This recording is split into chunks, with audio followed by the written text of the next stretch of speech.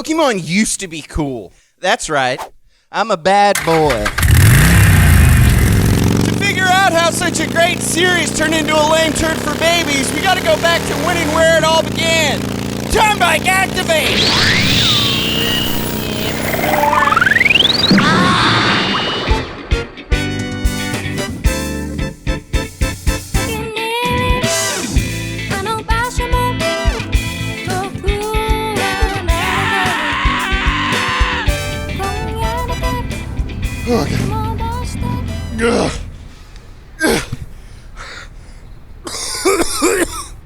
It's time sickness. Satoshi Tajiri, the creator of Pokémon, grew up in Machida, Japan, a rural suburb in Tokyo. He spent his early childhood frolicking outdoors, collecting bugs, dreaming of becoming an entomologist. Nerd alert. Oh, shit! But then disaster struck. That's right.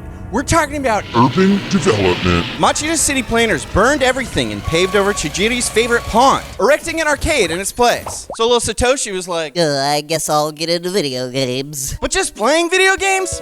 It wasn't enough. In 1981, at just 16, Tajiri branded himself the Game Freak and started writing and publishing his own video game magazine. What did you do at 16? Discover your body? And if you are currently 16, a magazine is like a website, but on paper. Game Freak quickly became popular, in part because supplementary gaming content was slim pickings back then. It eventually caught the eye of young artist Ken Sugimori, who reached out to Tajiri and began illustrating for the magazine. Turned out they were a great team. By 1989, Tajiri and Sugimori decided it was high time they stopped writing about games and started making their own. Now back then, people couldn't just download Unity and watch a bunch of Brackeys tutorials. Rest in peace. Ow. Tajiri quickly learned how to write in BASIC, and Sugimori learned how to make sprites, which back then you had to flip and program it pixel by pixel into the computer. And like that, they just started making games. Bing, bang, boom, see, think, do. What have you ever done? And because this was still the early days of gaming, they went to Nintendo and were like, we want to make games. We haven't done it, but we want to make games. And Nintendo was like, sure, here's a buttload of money. Go make some shit. Most of the titles Tajiri and Sugimori made before Pokemon were, they're all right. You know, they're fun for the time. It paid the bills and allowed old Satoshi to work on his passion project. A little something called I'm a Capsule Monster. Game Freak pitched Capsule Monsters to Nintendo in 1990. And of course, even though they didn't understand it, they were once again like, here, take all this money. In an interview with Time magazine, Satoshi Tajiri explained how he first got the idea for Pokemon. Places to catch insects are rare because of urbanization. Kids play inside their homes now, and a lot had forgotten about catching insects. So had I. When I was making games, something clicked and I decided to make a game with that concept. Everything I did as a kid is kind of rolled into one. That's what the Pokémon is.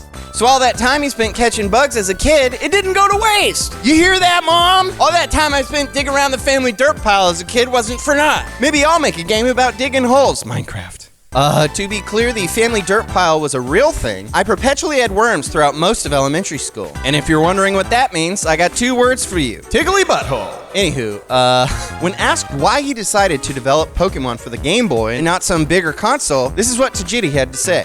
The communication aspect of a Game Boy, it was a profound image to me. That cable really got me interested. I thought of actually living organisms moving back and forth across the cable. Everyone was using it to compete. The idea I had was for information to go back and forth. It wasn't about competition. Wasn't about competition, Satoshi? Then why did my pastor's son Jared insist on using Bulbasaur to plant his seed in my Diglett every Sunday after church?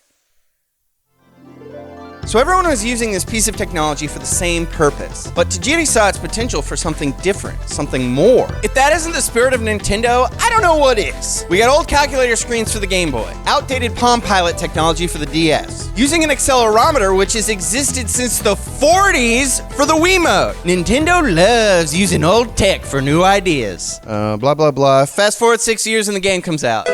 Coffee! When Pokemon Red and Green first came out in Japan, it sold alright. Interest in the Game Boy had been waning for years, and many people thought its reign was over. Look out, Game Boy, here comes the Atari Lynx. It has a battery life of 25 minutes. It wasn't until a cryptic Pokemon named Mew started appearing in some kids' games. Word spread like wildfire across the playgrounds of the country, and the game went as viral as anything could in 1996. Oh my gosh, was this a five-head marketing scheme that they planned all along? Nah, it's just a fluke. Shigeki Morimoto, a programmer and monster designer on Red and Green, admitted that Mew was added to the game's code as sort of a joke at the very end of development, once debugging had already wrapped. He just snuck it right in there and the game shipped. Mew was never meant to appear in the game. It was only through glitches that he was found. Nintendo jumped on this opportunity and solidified the game's success. They ran an entire promotion around Mew. Surprise, you say? Nintendo would transfer Mew onto your game. For realsies. And with that, Pokemon blew the heck up. By the way, Mew wasn't the only Pokemon to show up because of a glitch, but we're not supposed to talk about the other one. What was that? In just over a year, Pokemon had single-handedly brought the Game Boy back from life support. Capitalizing on the success, Game Freak released a trading card game, multiple mangas, and anime, all of which were devoured by children and middle-aged otaku nationwide. And so, the stage had been set. Every piece was in its place. It was time for Nintendo to take over the mother-flippin' world.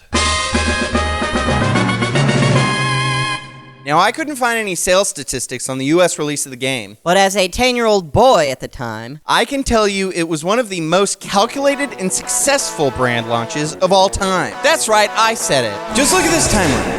September 8th, 1998, Pokémon the anime premieres. Charmander, no! September 28th, 20 days later, Pokémon Red and Blue releases. January 9th, 1999, the Pokémon trading card game debuts. Clearly, this will just be a fad.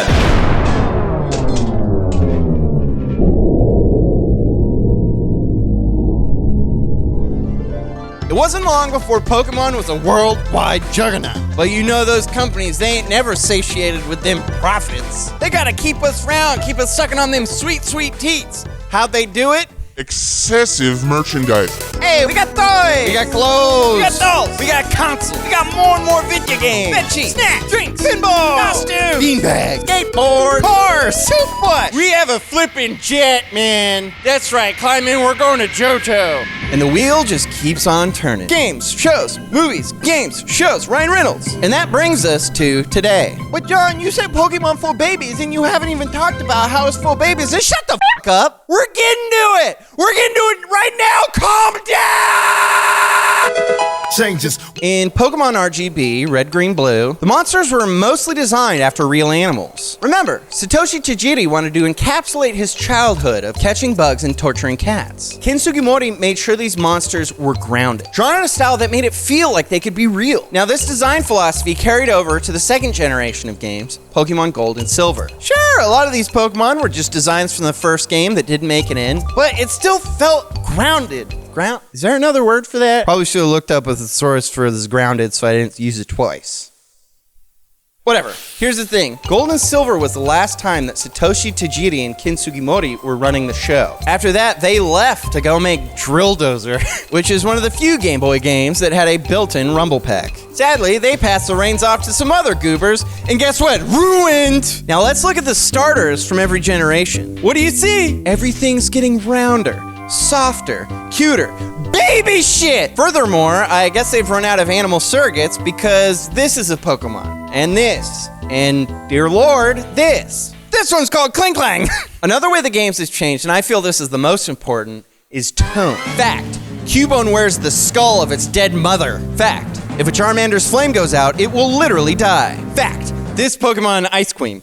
In Gold and Silver, Team Rocket is systematically slaughtering Slowpokes to sell their tails as snacks. In the new games, there ain't no violence, there ain't no dark shit. It's like goddamn Candyland up in this bitch. Baby game! The last way I feel the games have changed is how slowly they became more and more geared towards dumb, stupid baby children. In the early games, you just set off on an adventure with very little guidance. I mean, there was that old guy who was like, you want to learn how to catch a Pokemon, but you could be like, f*** off, you old fart. The only way you really got tips was by talking to NPCs. The last Pokemon game I played was Pokemon Moon, and guess what? It sucked. Instead of just being sent on an adventure, I was stuck in stupid cutscenes for like 6 hours where they were teaching me everything about the game. I already know how the game works. Why you gotta give me 6-hour tutorials? Why you gotta hold my hand? Why can't you just respect me? Why can't you just respect me? I'm a goddamn Pokemon master. Mr. Mime. Maybe I'm being too critical. Maybe it's like Matthew McConaughey once said, I get older and Pokemon's demographic just stays the same age. All right. Maybe if I was the age I am today when Pokemon Blue came out, I would have thought it was for babies. I mean, back in 1998, when I introduced my best friend Ryan to Pokemon, he said it was verbatim gay, and that I was gay for liking it and trying to kiss him. Well, you know what, Ryan? I still got a special place in my heart for Pokemon, and I'm not gay.